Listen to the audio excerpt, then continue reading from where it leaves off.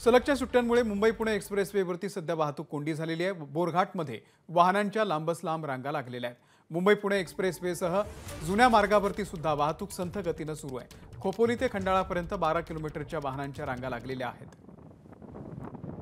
मंदार गोंजारी या संदर्भातले अपडेट देतील। मंदार, अमोल, सलगच्या सुट्ट्यांमुळे लोक मोठ्या प्रमाणात मुंबईतून बाहेर पडत आहेत आणि त्यामुळे द्रुतगती महामार्गावरती आणि जुन्या पुणे मुंबई महामार्गावरती कालपासून आपण वाहतूक कोंडी पाहतो आहोत। मात्र यामध्ये महामार्ग पोलिसांनी जे काही करायला हवं होतं, ज्या उपाययोजना योजायला हव्या होत्या, त्या देखील केल्या गेल्या नाहीत, हेही आपल्याला सांगायला हवं।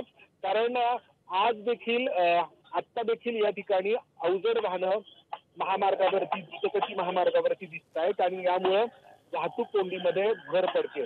खरं तर महामार्ग पोलिसांनी एक 2 दिवसांपूर्वी एक परिपत्रक काढलं होतं आणि अवजड वाहनांनी दुपारी 12 वाजेपर्यंत या महामार्गावरून किंवा द्रुतगती महामार्गावरून प्रवास करू नये असं आवाहन करण्यात आलं होतं।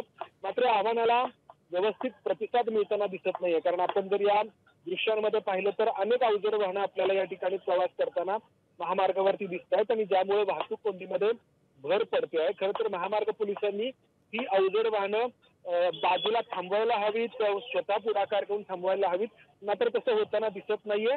आणि दुसरीकडे एअर एंडिंग आहे, लोकांचा मूड सुट्ट्या एन्जॉय करण्याचा आहे, त्यामुळे मोठ्या प्रमाणात लोक बाहेर पडतायत।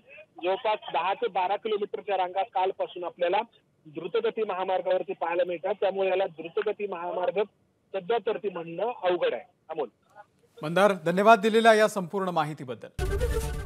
एबीपी माझा, उघडा डोळे बघा नीट।